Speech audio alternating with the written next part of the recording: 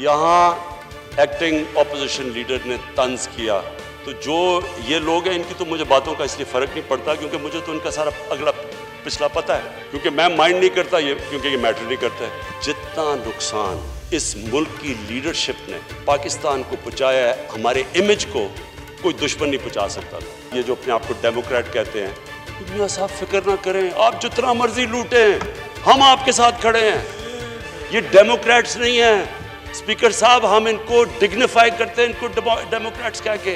इनका मसला ये है कि जल्दी से किसी तरह गवर्नमेंट चली जाए। पहले दिन से जी गवर्नमेंट फेल हो गई। जब ये 10 साल दोनों हुकूमत कर रहे थे तब इनको नहीं पता चल रहा था कि जब 6 ट्रिलियन से मुल्क का कर्जा 30 ट्रिलियन पे जा रहा था, तब इन्होंने नहीं कभी कहा कि गवर्नमेंट फेल हो रही है। वो कभी वो कंटेनर पे सारे चढ़ जाते हैं, कभी कुछ। इनके अंदर कॉमन क्या है? खैर नून लीग का तो कुछ भी हो सकता है, कभी जहादी भी बन जाएंगे, कभी जहादियों से भी पैसे ले लेंगे और कभी इंग्लैंड अमेरिका में लिबरल भी बन जाएंगे। इनका कोई दीन ईमान तो है ही नहीं। मैंने ये जब कहा कि मैंने ये नहीं कहा कि हमारी गवर्नमेंट नहीं जाने वाली, या मैंने ये नहीं कहा जिस तरह कभी को कहा जी कुर्सी बड़ी मजबूत है, कोई मजबूत नहीं होता।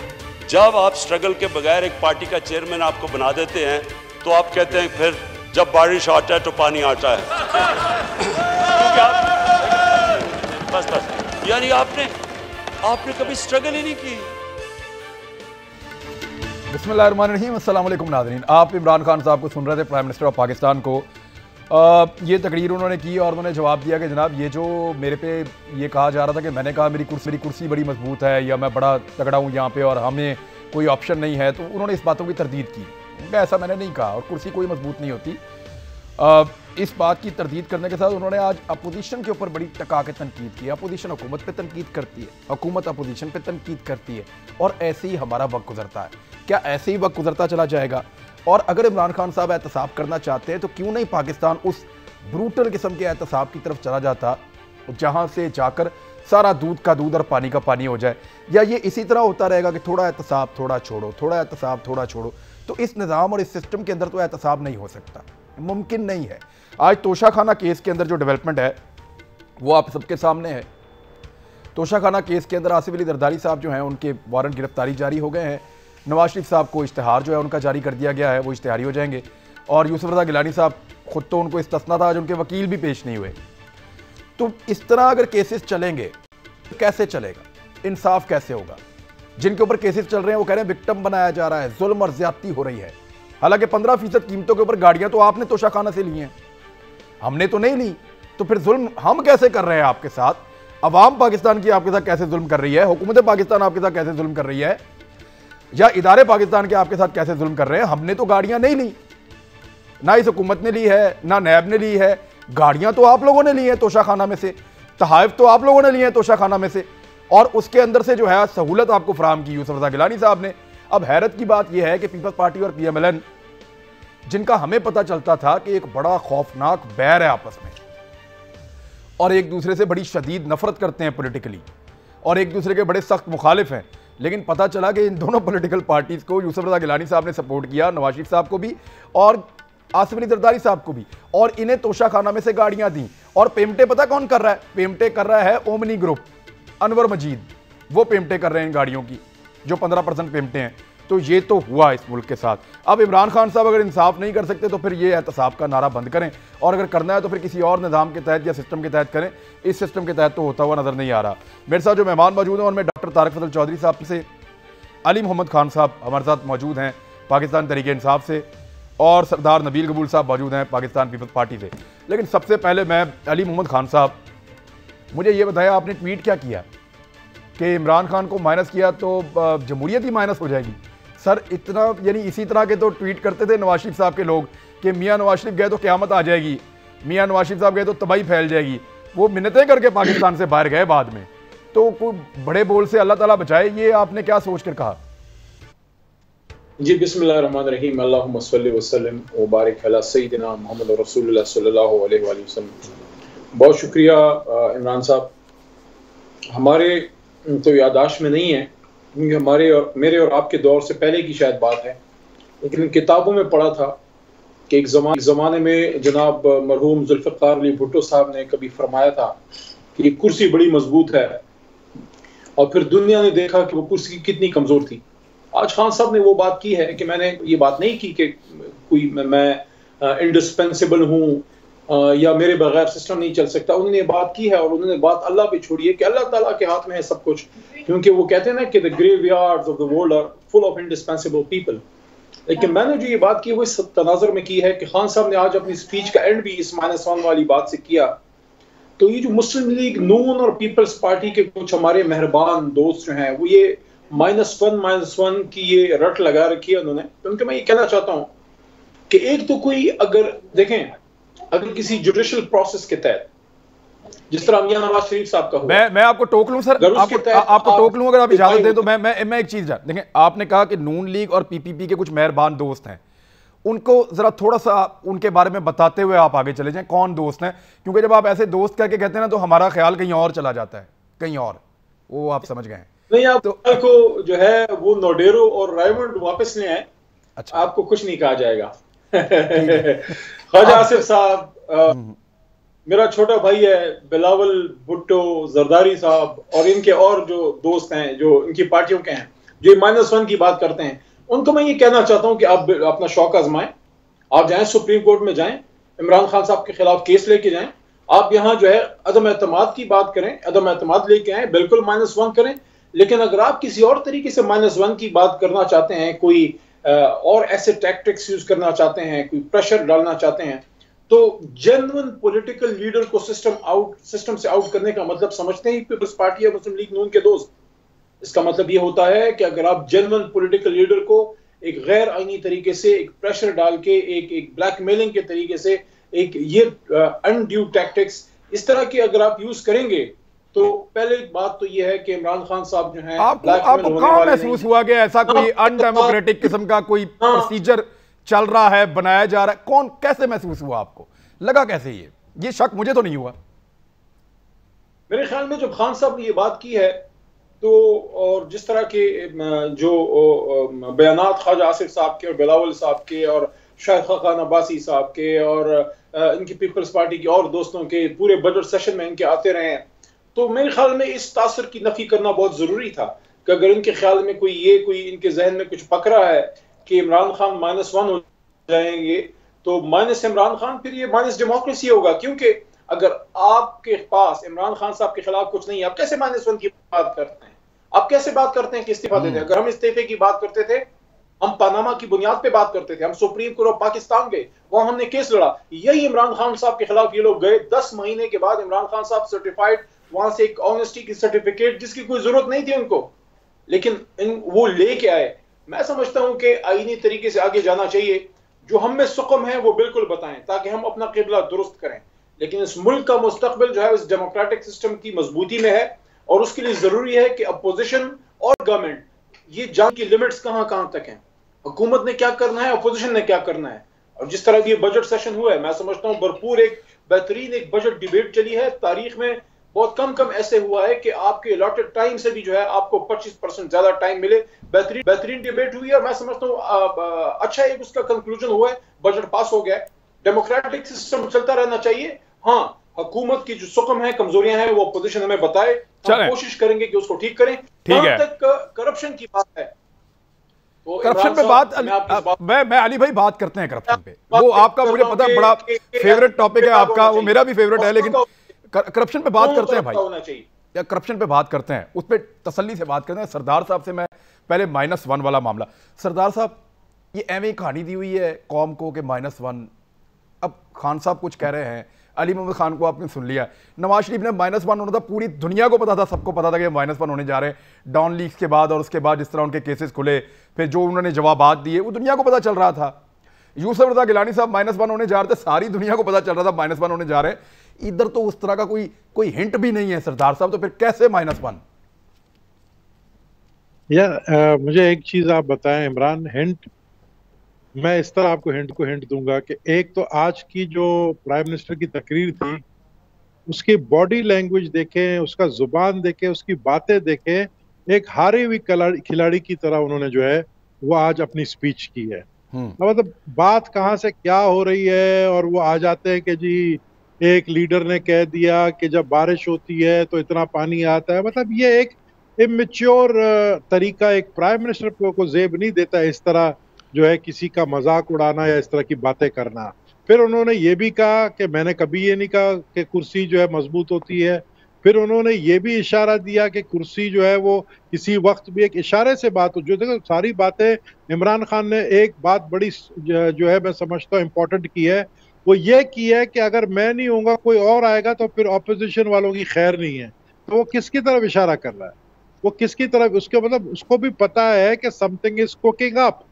और ये चीजें जो है मैं समझता हूँ लैक ऑफ गवर्नेंस। और क्या होता है यार, आज इतना दुख हो रहा है मुझे कि आपके चैनल में नीचे पट्टी चल रहा है कि पीआईए को यूरोपियन यूनियन ने बैंड कर दिया क्योंकि हमारे मिनिस्टर ने खुद आके पार्लियामेंट में खड़े होकर कहा कि हम लोग चोर कौम है, हम लोग फ्रॉड कौम है, हमने जाली जो है पायलट्स भर्ती किए हुए थे और डर के मारे हमारे जो पायलट्स हैं वो जो दूसरे एयरलाइनों में काम कर रहे थे उनको भी नौकरियों से निकाल दिया गया है। तो मुझे बताया कि खुद कोई अपनी अगर कौम को इस तरह बदनाम करे, ठीक है, अगर आप समझते थे कि 240 पायलट्स के जो है मशकूक डिग्री, आप उनकी इंक्वायरी करते, इन्वेस्टिगेट करते और फिर आप अपने डिपार्टमेंटल तरीके से निकाल देते। पार्लियामेंट में खड़े होकर तकरीर करना, फिर उसको सीएनएन ने उठाया, फिर इंडियन मीडिया में उठाया, यानी एक मजाक आप हुकूमत का बना रहे हैं। लैक ऑफ गवर्नेंस, कोरोना को किस तरह आपने डील तो सर किया, ये आपके दौरे हुकूमत में पायलट्स के इम्तिहान का तरीकाकार ये अजीबोगरीब तरीके से बदल के और उस दौर के अंदर पायलट की जगह पे कोई और बंदा बैठ के इम्तिहान देगा तो आपका कोई कसूर नहीं है। आपके दौरे हुकूमत में ये सारी 2 नंबरी हुई, आपका कोई कसूर नहीं है। इमरान खान ने 2 नंबरी पकड़ के शोर मचा दिया तो वो कसूरवार और गुनाहगार है। मैं सादा सवाल हम इमरान आज आप मेरे ख्याल में कोई बहुत अच्छे मूड में हैं और इसीलिए आज आप फेवर भी कर रहे हैं। चले मैं मिसाल ले लें सरदार साहब, 1 सेकंड सरदार साहब इजाजत देना। सरदार साहब आप हमारे बड़े हैं, आप रहनुमाई कर दें, लेकिन इजाजत मुझे दे दें। मैं आपके दौर में जाली तरीके से पायलट बन गया हूं और जहाज उड़ा रहा हूं। इमरान खान ने आगे मुझे पकड़ लिया और कह दिया कि जाली पायलट है। अब मुझे बताएं कि गलती आपकी थी या इमरान खान की है? अच्छा चले, मुझे एक बात बताएं, आप गलती करवाने वाले को कोई नहीं पकड़ रहा है, यानी सिविल एविएशन अथॉरिटी के ऊपर कोई भी एक्शन नहीं लिया गया है। जो देखे एग्जाम जो होता है या टेस्ट होता है वो सिविल एविएशन अथॉरिटी जो है, जिस तरह आप ड्राइविंग लाइसेंस लेने जाते हो और आप वहां पर डीएसपी को या वो जो पुलिस वाला है उसको पैसा खिला के आप जाली लाइसेंस ठीक पॉइंट आउट किया आपने। तो मुझे बताओ कि प्राइम मिनिस्टर इमरान खान ने सिविल एविएशन के खिलाफ क्या एक्शन लिया? क्या सस्पेंड किया डीजी सिविल एविएशन को कि भाई आपके होते हुए 2 साल आपके दौर में जो भी सिविल एविएशन को चला रहा था उसको इसका जवाब देना चाहिए और गवर्नमेंट ऑफ पाकिस्तान को उसके ऊपर शिकंजा डालना चाहिए।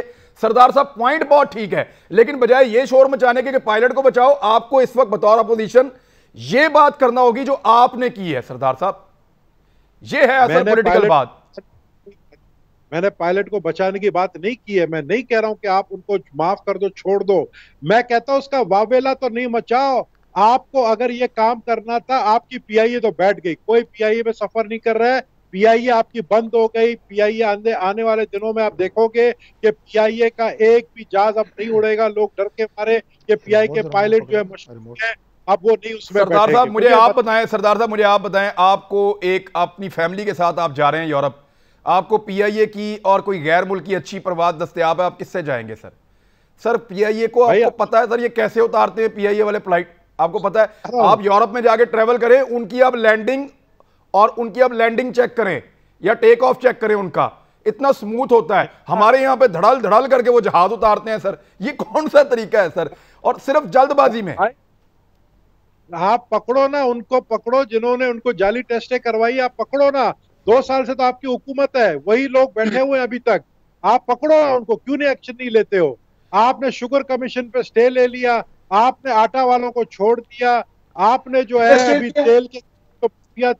तेल की माफिया थी उनको आपने जो है ऑयल माफिया को आपने फायदा दिलाने के लिए पहले ऑयल का पैसे कम किए रेट, फिर ऑयल का रेट बढ़ा दिया। उनको भी पकड़ो ना, साथ साथ सबको पकड़ो। आप लोगों को पकड़ते हो, उनको लंदन में देते हो, आप लोगों को सरदार साहब ये तो आपको इनकी तारीफ करनी चाहिए। इन्होंने पेट्रोल की कीमत बढ़ा के पेट्रोल दस्तयाब तो करवा लिया कम से कम, वरना जब सस्ता किया था तब तो मिल ही नहीं रहा था।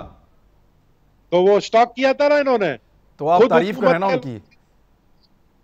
तो कम से कम के लोगों ने स्टॉप किया। चले मैं अब एक और चीज सरदार साहब, एक और चीज देखिए इसमें मैं जरा अब मुझे जरा डॉक्टर तारिक फजल चौधरी साहब के पास जाना है, वो बड़ी देर से कर रहे हैं और डॉक्टर साहब अब मुझे पहले से ज्यादा यानी कोरोना वायरस होने से पहले से ज्यादा जो है वो सेहतमंद नजर आ रहे हैं माशाल्लाह। तो डॉक्टर साहब वेलकम, आपने अपने आप को पूरी तरह से रिकवर कर लिया है माशाल्लाह। अब आप टेलीविजन पे बिल्कुल पहले की तरह या उससे बेहतर नजर आ रहे हैं। अच्छा, मैं जो नुकता है वो ये बताना चाहता हूँ, अपने दोस्त के साथ ट्रैवल कर रहा था लाहौर से कराची, तो कराची जाके जो लैंडिंग थी वो एकदम बहुत तेजी से जहाज नीचे आया, वो ऐसा फील हुआ जैसे जहाज गिर रहा है और 2 मरतबा ये हुआ और उसके बाद जहाज लैंड किया और रफ लैंडिंग थी। तो मेरा दोस्त जो है वो इस चक्कर में पड़ गया, उसने इधर उधर पूछा तो उसने मुझे आके बताया कि खान साहब पायलट को जल्दी थी, पायलट पीछे से नीचे उसने अपनी हाइट कम नहीं की और बिल्कुल करीब आके उसने ऊपर से स्पीड से आया और एकदम उसने हाइट उसकी ज्यादा थी और वो ज्यादा तेज आ रहा था और एकदम नीचे उतरा अपना वक्त बचाने के लिए। तो 5 मिनट 10 मिनट उसने बचा लिए होंगे, अपने पायलट को जल्दी थी। तो इस तरह हादसात होते हैं, यहां पे एसओपी को फॉलो नहीं करते और वो पायलट्स नहीं करते जिनके पास फिर इस तरह की डिग्रीज होती हैं, उनके ऊपर सवालिया निशान तो उठेंगे। अब डॉक्टर साहब, आज शाहिद खाकान अब्बासी साहब ने कहा कि उनको 160 वोट पड़े हैं पीटीआई की गवर्नमेंट को, पिछली दफा तो इतने भी नहीं पड़े थे, लेकिन वो कह रहे हैं इनको 160 वोट पड़े हैं। अब इनको एतमाद का वोट लेना चाहिए, यानी उन्हें लगता है कि इमरान खान साहब अक्सरियत खो चुके हैं। आप भी यही समझते हैं कि वो अक्सरियत खो चुके हैं? शाहिद खाकान अब्बासी साहब का जो मौक़िफ़ है वो आपकी पूरी पार्टी का मौक़िफ़ है? देखिए, बात यह इमरान साहब के शाहिद साहब ने जो बात की है वो तो बिल्कुल एक सीधा सादा, जो पार्लिमान के अंदर आपको सादा अक्सरियत हासिल होती है, वो तो एक स्ट्रेट अवे एक फिगर है और वो है 172 वोट। यानी कुल जो ऐवान है वो 342 मेंबरान पे है, 272 सीटों पे इलेक्शन होता है, 70 मखसूस नशिस्तें हैं, तो 342 का ऐवान है। उनमें से 172 सिंपल मेजॉरिटी है, सादा अक्सरियत प्राइम मिनिस्टर को चाहिए होती है। और ये जो मनी बिल होता है इसके ऊपर हुकूमत अपना पूरा जोर लगा के तमाम अपना मेंबरान का वोट कास्ट करवाती है। अब मनी बिल के ऊपर, बजट के ऊपर आपको जो वोट मिल रहे हैं वो 160 मिल रहे हैं, ठीक है, यानी 12 वोट आपके कम हैं, जिन 12 वोटों की बुनियाद के ऊपर प्राइम मिनिस्टर जो है वो अपनी सादा अक्सरियत कायम रख सकता है। तो ये तो सामने की बात है, इसमें हमारी पार्टी का मौक़िफ़ या शाहिद साहब ने कोई ऐसी बात नहीं की कि जो लोगों को नजर ना आ रही है। आपका मुतालबा बड़ा ट्रिकी है ना। आप कह रहे हैं कि ये तरीके वो ये क्या नाम है, ये एतमाद का वोट लें, अब ये एतमाद खो चुके हैं। आपका मुतालबा बड़ा ट्रिकी है सर। देखें, उसकी बुनियादी तौर पे 2 वजूहात हैं। पहली वजह तो ये है कि अवाम का, आप जिस जगह पे भी जाएं, आप तो माशाल्लाह बड़े रिसर्च करने वाले साफ़ी हैं, आप लोगों से आपका राब्ता है, जिस जगह पे आप जाएं लोग गिलामंद हैं। इसमें तो कोई दो राय नहीं है कि लोग इस वक्त तंग हैं, वो महंगाई से तंग हैं, बेरोजगारी से तंग हैं, बाकी जो मामलात इस वक्त मुल्क में चल रहे हैं, से तंग हैं, गवर्नेंस से तंग हैं, लोग बहुत सारे प्रॉब्लम होंगे। You are right, absolutely right. और पंजाब में तो बेड़े ही गर्क है, कमांडर उस्मान बुज़दार यहाँ पे जो कर रहे हैं वो सबके सामने है। अब अगर अली मोहम्मद साहब जो है वो क्या कहते हैं, उंगली से या हाथ के इशारे से सूरज को छुपाना चाहें तो वो कोशिश कर सकते हैं, जाहिर है उनका फर्ज है, हुकूमती नुमाइंदगी कर रहे हैं। एक तो ये वजह है कि अब इमरान खान साहब जरा टेस्ट करें दोबारा कि इस वक्त उनके कितने इत्तेहादी और कितने अपने लोग उनके साथ हैं। दूसरी बात यह है जी कि अपनी जो इनकी अपनी टीम के लोग, इनके अपने MNA जो उनके टिकट पर इलेक्शन लड़ के आए हैं, वो इनके खिलाफ बरमला बड़े ओपनली गुफ्तगू कर रहे हैं। इनके इत्तेहादी जो हैं वो इनके साथ खड़े होने के लिए तैयार नहीं है। इसका मतलब यह है कि वो भी इनसे रास्ता जो है वो जुदा कर रहे हैं। तो ये 2 मेन वजूहात हैं। दूसरी बात यह है जी कि अगर इमरान खान साहब की तब्दीली होती है, अभी आपके प्रोग्राम में ये बात हुई है, मैं अली भाई का एक ट्वीट भी पढ़ रहा था, अगर इन्होंने किया है वो या इन्हीं के उससे हुआ है कि अगर इमरान खान माइनस हुआ तो जमहूरियत माइनस हो जाएगी। यार ये तो बड़ी अजीब बात है। आप एक वजीर सर, आपको नवाज शरीफ के दौर में लगता था आप लोगों को के लिए नहीं, आपको लगता था सब कुछ सारा कुछ ही जाएगा जब नवाज शरीफ जाएगा तो। देखें जी, बात सुने, कभी इमरान साहब ये बात नहीं हुई कि कोई फर्द वाहिद मुल्क से इंपॉर्टेंट हो या किसी इंस्टीट्यूशन से इंपॉर्टेंट हो, ये कभी भी नहीं हुआ। इदारों की बात करनी चाहिए। पाकिस्तान को अल्लाह ताला ताक़यामत सलामत रखे, जमहूरी निज़ाम को सलामत रखे। मतलब वो इमरान खान के, इमरान खान जाएगा तो राइट। देखें, बात ये है कि इमरान खान को अब डॉक्टर साहब देखें अपोजिशन के मुताबिक, एक मिनट अली मोहम्मद खान साहब, एक मैं सवाल मुकम्मल हो गया। मैं डॉक्टर साहब, आप अब इमरान खान साहब को बकौल अपोजिशन के चले जाना चाहिए। आपने मुतालबा किया कि जान छोड़े, इस्तीफा दें, जाए यहां से। अवाम मजीद आपको बर्दाश्त नहीं कर सकती। ये आपका मुतालबा है। आज आपने निशानदेही भी कर दी कि 160 बंदे सिर्फ आपके साथ खड़े हैं, आपके पास अक्सरियत भी नहीं है। सर आप तहरीक अदम एतमाद क्यों नहीं लेकर आते? पार्लिमानी तरीका है, उसके ऊपर आ जाए। ब्रेक के बाद डॉक्टर साहब मुझे इसका जवाब दीजिएगा, फिर अली मोहम्मद खान साहब के पास जाएंगे ब्रेक के बाद। वेलकम बैक नाज़रीन। अब जरा डॉक्टर साहब क्विकली मुझे बता दें कि आपको इमरान खान बुरा भी उतने ही लगते हैं और आपको लगता है कि वो कौम के लिए बहुत इस वक्त खतरनाक हैं और उनको हटाना बहुत ज़रूरी है और आपने मुतालबा भी इस्तीफे का कर दिया है। अब आपको आज शाहिद खाकान अब्बासी साहब के जरिए ये भी पता चल गया है कि उनके वोट भी पूरे नहीं हैं, तो तहरीक अदम एतमाद ले आए सर, फ़र्क करें, फिर जमहूरी तरीका है।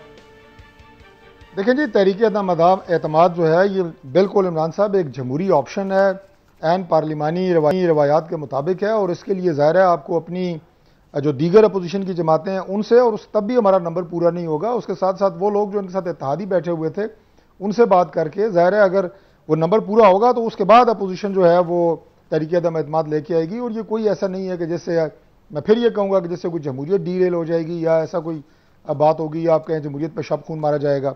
एक तो ये बात क्विकली मैं बात करूँगा जो भी आपसे बात अभी कर रहे थे सरदार साहब। देखें निज़ाम के अंदर क्या खराबी है, मैं पीआई की स्पेसिफिकली बात कर रहा हूँ। पायलट किस तरह भर्ती हुए हैं उनके खिलाफ एक्शन होना चाहिए, जिसने गलत भर्ती की है बिल्कुल उनके खिलाफ एक्शन हो। लेकिन आप पीआई के खिलाफ तो इस तरह शुरू हो गए हैं जैसे आप अपोजिशन के खिलाफ एक जाली एहतसाब का नारा आपने लगाया था। आपने ना उन पायलट्स को पकड़ा, ना उनकी निशानदेही की, ना उन लोगों को पकड़ा जिन्होंने भर्ती की है, और आलमी सतह पर आपने एक बयान दाग दिया जिसके नतीजे में आपकी एयरलाइन को सस्पेंड किया जा रहा है पूरी दुनिया में।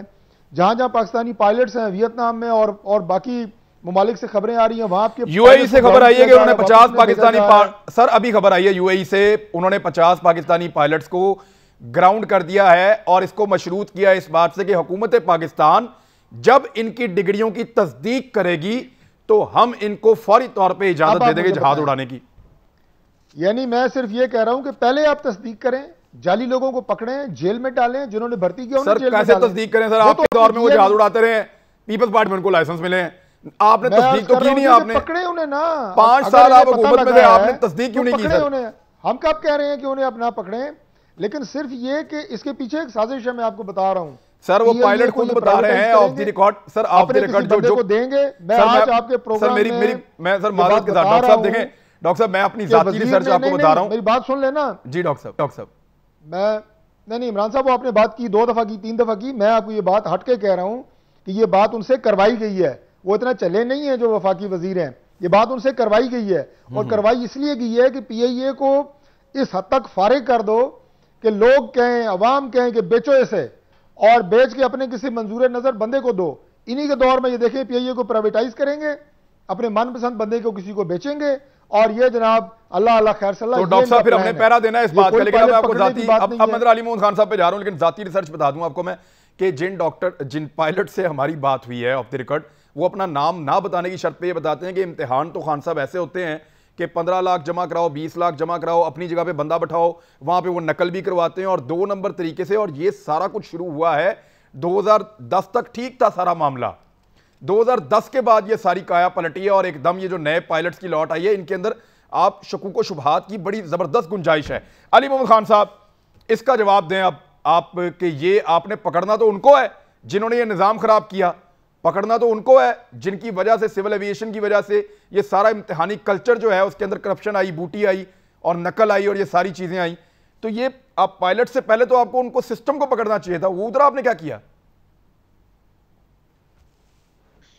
इमरान साहब बड़ा ही गंभीर मसला है, इस तरह नहीं है कि 1+1 = 2। ये बहुत जमाने का ये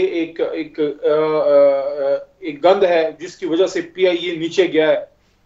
ये हमारे कान पके ये बात सुनते सुनते कि पीआईए जो है हमारा फख्र था और आज हमारी हालत है। क्या कोशिश की है मुस्लिम लीग नून ने इसको ठीक करने की?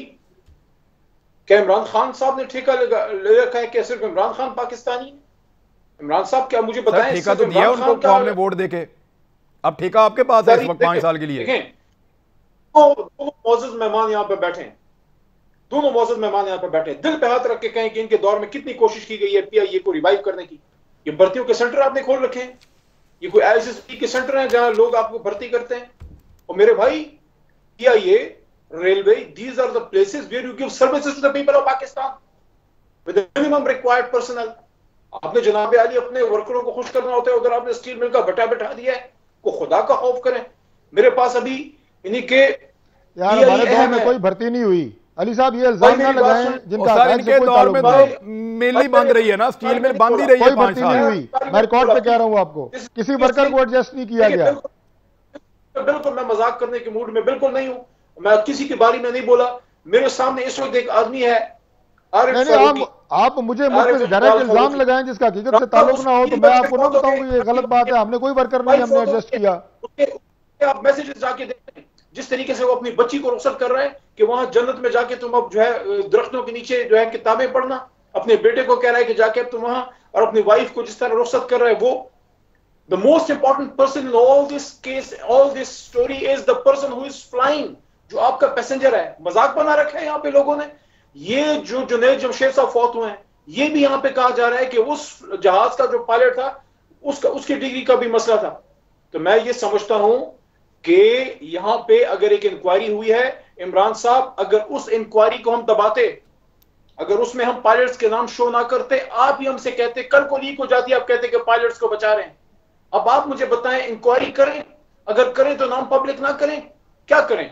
इन लोगों ने इस मुल्क की हालत की है। हमें भी दुख है कि हमारी फ्लाइट जो है वहां पे ईयू के जो है 3 जगहों पे, मिलानो में और पेरिस में और एक और जगह वहां पे जो है वो बैन हो गए। हम बात ये नहीं कर रहे कि आपको नहीं पकड़ना चाहिए था। अलीमोहम्मद खान साहब सवाल ले लेना प्लीज। अलीमोहम्मद खान साहब सवाल लें। देखें अलीमोहम्मद खान साहब पहले 10 मुकम्मल कर लें, फिर उसके बाद सवाल लेंगे। अलीमोहम्मद खान साहब 2 छोटी चीजें आपके सामने रखता हूं, गुजारिश ये है कि चंद सेकंड में जवाब दे दें। नंबर 1, आपने क्या किया उस सिस्टम के खिलाफ और उस सिस्टम को खराब करने वाले उन बड़े बड़े मगरमच्छों के खिलाफ जो सिविल एविएशन में बैठे हुए थे? मेरा पहला सवाल। मेरा दूसरा सवाल यह है कि क्या यह अच्छा नहीं था कि आप उन पायलट्स को दूसरे पायलटों से पहले अलग कर लेते जिनकी डिग्रियां मशकूक हैं, ताकि पूरी दुनिया में पाकिस्तान का नुकसान ना होता कि हम ये स्पेसिफिक पायलट हैं, इनको ग्राउंड कर रहे हैं और दुनिया में जहां जाएं वो इनको बिठा लें और बाकियों से काम लें। आपने तरीकाकार ऐसा अडॉप्ट किया कि एक थरथल्ली पड़ गई, पायलट्स ग्राउंड हो गए, करोड़ों का नुकसान हो गया, और जो असल में इस नुकसान के जिम्मेदार हैं उनको क्या किया आपने? क्विकली सर मुझे बता दें। इस पे बहस हो सकती है कि किस तरीके से प्रेजेंट करना चाहिए था। अब अगर एक इंक्वायरी आ गई है, गुलाम सरवर खान साहब कहते हैं कि उनकी रिस्पॉन्सिबिलिटी थी कि उन्होंने वो इंक्वायरी पब्लिक करनी थी, उन्होंने कौम से वादा किया था कि इंक्वायरी आएगी। अब अगर इंक्वायरी ठीक नहीं है वो एक अलग चीज है, लेकिन अगर इंक्वायरी में कुछ लोगों के नाम आए हैं, he was duty, he was morally, he was legally bound कि वो इस इंक्वायरी को पब्लिक करते। अब ये बिल्कुल एक सोचने वाली बात है, हमें भी इसका अफसोस है कि इसके रिपरकशंस क्या आ रहे हैं। लेकिन दूसरी तरफ अगर आप देखें तो वहां इंसानी जानों का मामला है। मैं भी समझता हूं कि अभी जो इस पे अपील होगी 3 महीनों में, ये जो 3 जगहों पे जो हमारा बैन हुआ है उस पे आप अप्लाई कर सकते हैं, लेकिन वहां बना नहीं सकते, वो ठीक हो जाएगा। लेकिन मैं समझता हूं कि वंस एंड फॉर ऑल इस चीज को अब देखने की जरूरत है कि चलें इसको आज भी फिक्स कर लें तो बहुत बड़ी बात है, और सिविल एविएशन को दुरुस्त करें sir, for God sake. Sir मैं आपको बता रहा हूं कि हमने जो पूरी इंक्वायरी की थी इस हादसे के बाद और इससे पहले हर हादसे के बाद, सारा कसूर सिविल एविएशन का होता है, उसको ठीक कर लें, फिक्स कर लें, ये हादसा बंद हो जाएंगे। हादसा हो जाते हैं, ये ह्यूमन एरर खत्म हो जाएगा। सिविल एविएशन को कौन हेड करता है? सिविल एविएशन को उसके सेक्टर के ऊपर उसका सिविल एविएशन का मिनिस्टर होता है, और सिविल एविएशन का जो मिनिस्टर होता है वो सिविलियन गवर्नमेंट का रिप्रेजेंटेटिव होता है। हमारे दौर में तो इनमें से एक भी जो है ये पायलट भर्ती हमने नहीं किया ना। हमारा तो गुनाह ये है कि हमने इंक्वायरी पब्लिक कर दी। इस पे 2 राय हो सकती है कि किस तरह से पब्लिक करना चाहिए था, लेकिन who is responsible for all those people who have lost their lives? आज वो वाकयात जो जेन्युइन हादसे हैं उस पे भी अब लोगों को शक होगा कि यार उधर भी हो सकता है। लेकिन you have to fix all this sir, आपको एक दफा में इस सारे को फिक्स करना पड़ेगा। डॉक्टर साहब क्विकली कह दें जो कहना चाह रहे हैं आप, मैं सरदार साहब के पास जाऊं। सर मसला ये है हुकूमत का, और हमारा प्यारा जो भाई बैठा है अलीमोहम्मद खान साहब जिस तरह डिफेंड कर रहे हैं, इनका मसला ये है कि इनको वो क्या कहते हैं कि लैला नजर आता है, मजनू नजर आती है, जितना मर्जी रो पिटो आप, ये नहीं आएंगे, समझ ही नहीं रहे। ओ भाई जो चोर पायलट हैं उनका नाम लिस्ट शाया करो कि ये जाली पायलट हैं, इन्हें उठा के बाहर फेंको, उनको पर्चे करो, जिसने उन्हें भर्ती किया उन पे पर्चे करो। आपने बेड़ा गर्क कर दिया पूरी दुनिया में, मुल्क का, एयरलाइन का। वो जो 60% पायलट असली भर्ती हैं आपने उन्हें भी चोर बना दिया है। यार ये क्या आपको समझ नहीं आ रही? ये इस तरह पब्लिक करें या उस तरह पब्लिक करें। एक जहाज गिरा, उसकी इंक्वायरी हुई, लिस्ट छापें, मैं कहता हूं कल छापें कि ये 40% पायलट हैं, गलत तरीके से आए, यानी कि भर्तियां गलत हुई हैं, ये जाली। जो CNN कह रहा है ना, CNN ये कह रहा है कि 1 out of 3 are fake. CNN ने ये चलाई है खबर कि 3 में से 1 फेक है। जिन लोगों ने फेक पायलट को भर्ती करवाया उन पे 302 के पर्चे ना हो, वो करवाए ना सर, यही तो क्या सर, मैंने ये कहा किसने देना है सर? आप ही ने देना है ना अली भाई। कह चुका हूं, आपने दे दे पर्चे। आवाज नहीं आ रही आपकी, आप सुनना नहीं चाह रहे। सर अंदर करें सारों को, भर्ती किया है उनके खिलाफ भी पर्चे दें। चले अब मैं इसको यहाँ रोक लें। देखें अली मोहम्मद खान साहब ने कहा कर दी है। देखें अब तय ये हुआ कि जो तरीकाकार अडॉप्ट किया गया उससे अली मोहम्मद खान साहब को भी लगता है कि शायद गलती हो गई है और तरीकाकार जो बेहतर होना चाहिए था, ये नुकसान नहीं होना चाहिए था। लेकिन इस पे तय हो गया कि अब इसको फिक्स करेंगे। लेट्स सी क्या करती है गवर्नमेंट इसके ऊपर। सरदार साहब मुझे ये बताएं कि एनआरओ आपको चाहिए? इमरान खान साहब कहते हैं 7-8 बंदों को एनआरओ दिया तो सुकून से ये क्या अगले 5 साल भी हुकूमत कर सकता हूं, इनको सिर्फ एनआरओ चाहिए और कुछ भी नहीं चाहिए। मैं तो समझता हूं कि आप इस काबिल ही नहीं है कि आप इनको एनआरओ देंगे, वो देंगे, क्योंकि आपके हाथ में कुछ है नहीं। और आपने वैसे ही इनको डरा दिया कि अगर मैं चला गया तो फिर जो दूसरा आएगा आप लोग को वैसे ही छोड़ेगा। बात ये नहीं है, बात ये है कि एक इमेच्योर हुकूमत, अगर नाबालिग हुकूमत, लैक ऑफ गवर्नेंस है। आप कहते हैं कि आपने पकड़ा किसको? मुझे सिर्फ इतना बता दें। आपने अभी तक मेरी नजर में आपने सही हाथ नहीं डाला। आपको अगर हाथ डालना ही था तो आप कम से कम ये चीनी स्कैंडल के अंदर जिनके नाम आए उनको आप बाहर नहीं भेजते और उनकी मिनिस्ट्री पक्की नहीं करवाते। आपका फिर नजर आता है कि आपने सही हाथ डाला। अगर आपको हाथ डालना ही था तो फिर आज जितने भी नैब के अंदर जो लोग हैं वो बाहर सड़कों में घूम रहे हैं, बहुत सारे जिनको मैं जानता हूं, जो मुझे ये पता था ये नैब के तहवील में है, लेकिन मुझे जो है बाहर नजर आए। जब मुझे पता चला वो बाहर नजर आए, मैंने पूछा भाई तुम तो अंदर थे। बोला मैं 15 दिन में सेटिंग करके बाहर आ गया। अभी क्या सेटिंग की, कितने पैसे लिए? नैब पैसे लेती है ना छोड़ने के, आपके साथ डील करती है। आपने डील कर करके लोगों को छोड़ रहे हैं, तो फिर आप मौका दे रहे हैं। मैंने अगर 50 करोड़ रुपया कमाया है, मैं 1 करोड़ रुपया नैब को दूंगा तो मेरा तो दिल बड़ा हो जाएगा ना। आइंदा भी मैं करप्शन करूंगा यार, 1-2 करोड़ रुपया चलो खिला देंगे इनको, कोई मसला नहीं है।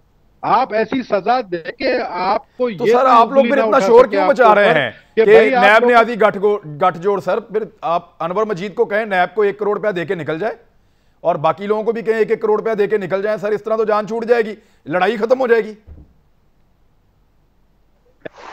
मेरी बात सुनो, जिन्होंने पैसे दिए ना वो निकल चुके हैं। अच्छा, जिन्होंने दिए वो निकल चुके हैं। अच्छा आप कंफर्म कर रहे हैं जो निकल चुके हैं वो पैसे देके निकले हैं अंदर खाते? आप ये भी कंफर्म कर रहे हैं फिर दूसरे लफ्जों में? मैं कह रहा हूं बिल्कुल अंडर द टेबल हुआ है वैसे हाल ही। मैं बिल्कुल अपनी बात पे स्टैंड करता हूं। ये पैसे जा कहां रहे हैं फिर सरदार साहब? सरदार साहब बात मैं साफ कह रहा हूं, आप लोगों को कैसे जाने दे रहे हो? आप लोगों को बाहर कैसे जाने दे रहे हो? मुझे ये बताओ। हाँ पैसे देकर जा रहे हैं, मुझे ये चीज समझाओ। आज आपसे मुझे सवाल इसलिए है क्योंकि आप बहुत अच्छा यूट्यूब में बात करते हैं, आप बहुत सारे राज़े खोलते हैं, आप इन्वेस्टिगेटर हैं, आप एक डिटेक्टिव हैं, आपको पता होता है कि किस तरीके से क्या काम हो रहा है। मुझे आज आपकी ज़हनियत और आपके क्या कहते हैं क्रेडिबिलिटी और आपकी माशाल्लाह उस पर जो है ना बड़ा फख्र है। आज आप बता दें बगैर डील का कोई बाहर निकला है? आप पे रहम करें इमरान साहब, अल्लाह पे रहम करें। सर मैं 1 मिनट ठहरे सर, 1 मिनट ठहरे। मैंने ये खबर दी थी सितंबर 2019 में कि मियां नवाज शरीफ साहब थोड़े अरसे के बाद बाहर निकलेंगे और वो मेडिकल ग्राउंड्स पे बाहर निकलेंगे और उसके बाद उनको पाकिस्तान से बाहर जाने की इजाज़त इसलिए दी जाएगी कि वो ज़्यादा बीमार हो जाएंगे। और उस वक्त सारे मेरे खिलाफ हो गए थे, इवन कई सीनियर सहाफ़ियों ने मुझे यहाँ तक कहा कि अदालत बुला के तुम्हें जलील करेगी। तो मैंने कहा जी मैं अदालत में भी जवाब दे लूँगा, मेरे पास खबर कहाँ से आई है मैं बता दूँगा। बहरहाल मैंने ये खबर दी, उसके बाद हमारी बड़ी लेदे होती रही, बहुत सारे लोग एतराज़ करते रहे। मैंने इसका डील का अगला हिस्सा भी बताया था अपने सोर्सेज से और वो एग्जैक्टली वैसे ही हुआ। तो सरदार साहब हुई तो डील ही थी, सही कह रहे हैं आप, मैं क्या कहूँ इससे आगे आपको। शरीफ अंदर जाएगा, मुझे ये बताओ कौन जाएगा? सॉरी साहब मैं जरा उस पर जरा अपनी राय दे दूं जी, क्या कह रहे हैं कौन जाएगा? इमरान साहब मेरी आवाज आ रही है आपको? शहबाज शरीफ अंदर नहीं जाएगा क्या? शहबाज शरीफ साहब ने, सर शहबाज शरीफ साहब ने मेरी इत्तला के मुताबिक अभी यहाँ पे कुछ जरूरी काम करने हैं, और वो कामों में अगर शहबाज शरीफ साहब मदद करेंगे तो उतनी देर तक बाहर रहेंगे और हो सकता है उनका कोई चांस बन जाए। और अगर उन्होंने मदद ना की उन जरूरी कामों में जिसकी वो हामी भर चुके हैं तो शहबाज शरीफ साहब का मुस्तकबिल ठीक नहीं है। सर इससे ज्यादा ना बुलवाएं, खुदा का वास्ता, चैनल बंद करवाना है आपने। मैं डॉक्टर साहब मैंने रेस्क्यू करो, इमरान साहब, मैं डॉक्टर साहब मुझे रेस्क्यू करें आप। सरदार साहब जो है वो जो गुफ्तगू कर रहे थे, उन्होंने कहा कि नैब पैसे लेता है जी। ये वैसे ही है जैसे हम कह देते हैं बिलुमूम जनाब के पाकिस्तान में पुलिस पैसे लेती है, हाँ जी, थानों में रिश्वत चलती है। उन्होंने एक बिलुमूम बात की है, उसको जनाब लिंक करते करते आप जनाब नवाज शरीफ साहब तब ले गए हैं। क्या आप ये कहना चाह रहे हैं सरदार साहब मियां नवाज शरीफ साहब ने नैब को पैसे दिए हैं, मतलब पैसे दिए हैं और उसके बाद उन्हें डॉक्टर साहब का सवाल बड़ा पीछे बाकायदा मेडिकल बोर्ड बने हैं, उन बोर्ड्स को हेड करते रहे हैं। डॉक्टर साहब एक सेकंड रुके यहाँ पे, जो पूरी आपकी गवर्नमेंट है। डॉक्टर साहब सवाल आपका आ गया, एक सेकंड रुके। जी अली मोहम्मद खान क्या कह रहे हैं आप? अली मोहम्मद खान का भी नुक्ता ले लें। मैं ये कह रहा हूँ माशाल्लाह डॉक्टर तारिक फजल चौधरी साहब, लगता है कि माशाल्लाह गाजरों की जूस, मैंगो जूस और क्या क्या पी के माशाल्लाह रंग और सुर्ख हो गया, अल्लाह आपको सेहत दे, कोरोना से ताजा ताजा निकले। लेकिन इतने भी भोले ना बने, ऐसे लग रहा है जैसे अभी हाई स्कूल से निकले हैं। जैसे ये जब गए थे तो नायक को जनाब अली डील आपके साथ की है, फिर मान लें आज मेरे साथ किससे डील की आप बताएं ना। डॉक्टर साहब आपको ये लगते हैं डील वाले? किससे डील की? आपसे की है डॉक्टर साहब, ये आपस में डील नहीं कर सकते। आ जाओ भाई, आ जाओ, मैं तो तैयार हूँ। अच्छा डॉक्टर साहब ब्रेक ले लें, आप लोगों ने ब्रेक ले लें सारे ब्रेक ले लें। लेकिन मैं एक चीज बताऊं, इमरान खान के साथ इमरान खान अपनों के साथ डील नहीं कर सकते, तो इनके साथ डील करेंगे, नवाज शरीफ के साथ, आसिफ अली जरदारी साहब के साथ। तो इमरान खान का तो खाना पहले दिन से मैं ये कह रहा हूं कि उनका किसी डील में ना कुछ किरदार है, ना हिस्सा है, ना वो किसी डील के लिए राजी है। यही तो प्रॉब्लम है इमरान खान का। ब्रेक लें, वापस आते हैं।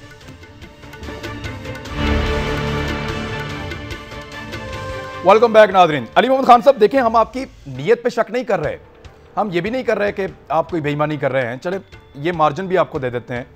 लेकिन हम ये कह रहे हैं कि कहीं ना कहीं गवर्नेंस के इश्यूज हैं, फैसला साजी का फुकतान है या फैसला गलत हो जाता है।